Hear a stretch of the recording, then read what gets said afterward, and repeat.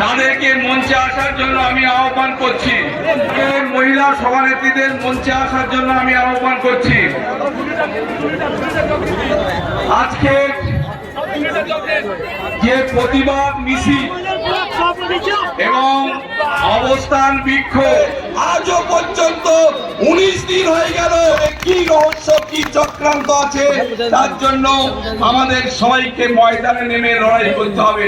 আমি আজকে এই মঞ্চে আমাদের চেয়ারম্যান, আমরা চাইব যে দোষ করেছে তার প্রতিকে শাস্তি দিতে হবে।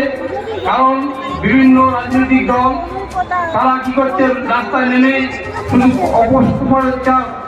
লড়াচ্ছে, সেই কুস্তার বিরুদ্ধে আমাদের নগর মজিলপুর পৌরসভার চেয়ারম্যান থেকে আরম্ভ করে 1 নম্বর ব্লকের সমস্ত নেতৃত্ববৃন্দ, আমাদের পৌরসভার পৌর এলাকার সমস্ত, আমাদের জয়নগর মজিলপুর টাউন তৃণমূল কংগ্রেসের সমস্ত কর্মীবৃন্দ এবং নেতৃত্ববৃন্দ সবাই আমাদের ভাষা ছিল প্রকৃত দোষীর ফাঁসি চাই।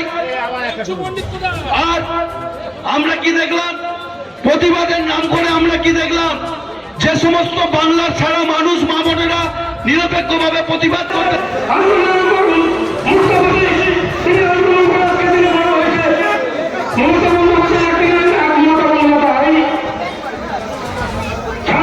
বিধায়ক সাহেব উপস্থিত আছেন। জয়নগর 1 এবং জয়নগর 2 নম্বর ব্লকের পঞ্চায়েত সমিতির 2 সভাপতি এবং 2 ব্লকের তৃণমূল কংগ্রেসের সভাপতি। রাম বিচার চাইছে, বাম বিচার চাইছে, কংগ্রেস বিচার চাইছে, তৃণমূল বিচার চাইছে, আমরা সবাই বিচার চাইছি।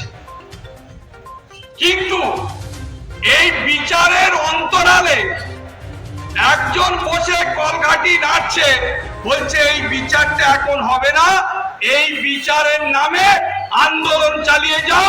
সেই অমিত শাহ মোটা বাবু এই কলঘাটিটা নেড়ে যাচ্ছে যে এখন এই বিচার প্রক্রিয়া সম্পূর্ণ করা যাবে না। আমাদের নেত্রী মমতা বন্দ্যোপাধ্যায়, আমাদের প্রিয় নেতা অভিষেক বন্দ্যোপাধ্যায় একটা ডেট গাইডলাইন বেঁধে দিয়েছিল, এর মধ্যে বিচার প্রক্রিয়া সম্পূর্ণ করতে হবে এবং দোষীদের ফাঁসি দিতে হবে। এটাই ছিল তৃণমূলের দাবি। কই, তৃণমূলের দাবিকে সমর্থন করলো না তো, সিপিএম সমর্থন করলো না, বিজেপি সমর্থন করলো না, এসইউসিআই সমর্থন করলো না। তারা তো সমর্থন করতে পারতো যে বাংলার মুখ্যমন্ত্রী মমতা বন্দ্যোপাধ্যায় যেভাবে সোচ্চার হয়েছে দোষীদের